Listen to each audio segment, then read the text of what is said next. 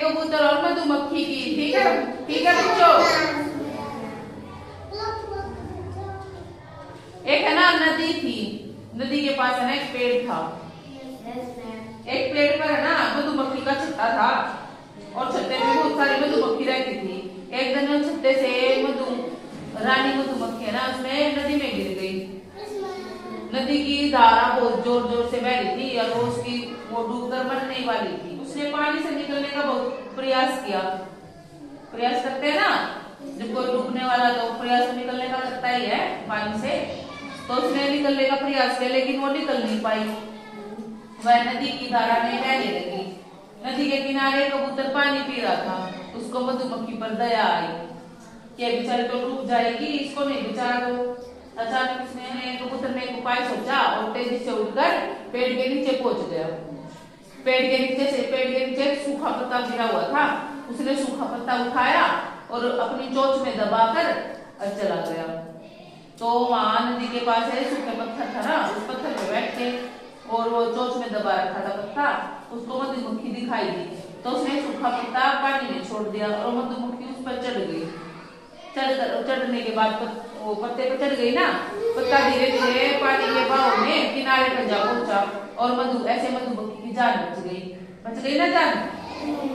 ऐसे ही मधुमक्खी डूबने से बच गई। ऐसे ना मधुमक्खी की जान बच गई।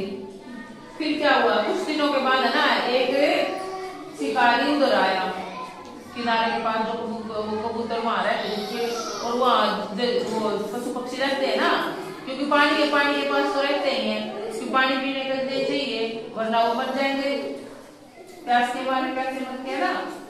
तो पानी के आसपास ज्यादातर पशु पक्षी पाए जाते हैं ना। कुछ दिन बाद है ना एक शिकारी उधर आया।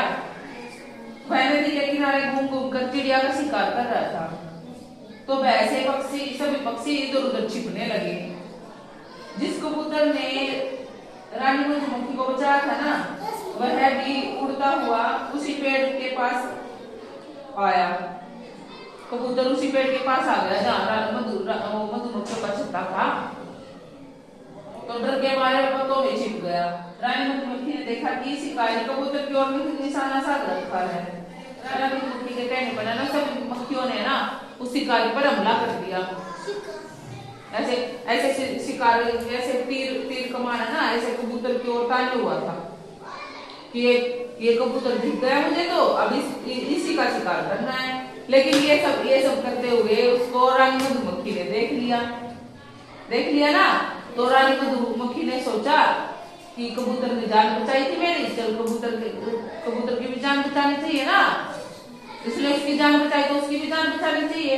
तो रानी मधुमक्खी ने सभी मक्खियों को बोला कि इस पर हमला कर दो। कि उसने ना सभी मक्खियों ने उस पर हमला बोल दिया शिकारी पर। किस पर बोला? शिकारी पर। तो सभी मधुमक्खी उस पर चिपट कर उसको ऐसे भूखे बढ़ने लगी, ऐसे काटने लगी ना। तो ऐसे काटा, उसका निशाना चुभ गया, कबूतर की जान बच गई और वह तीर कमान वहीं छोड़कर पेड़ के नीचे और शिकारी भाग गया वहां से। ऐसे बच गई ना उसकी जान।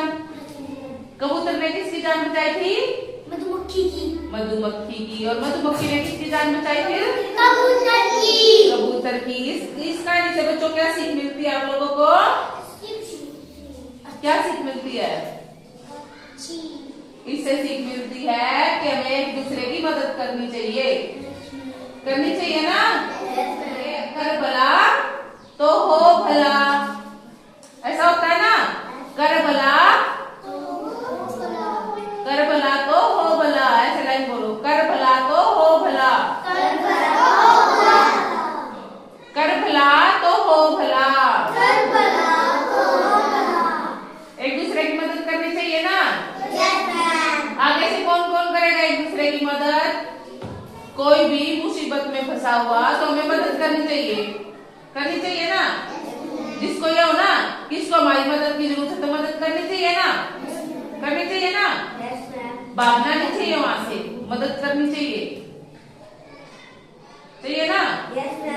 कोई गिर जाए तो क्या करोगे आप? उसको उठाओगे, भागोगे नहीं, ठीक है ना।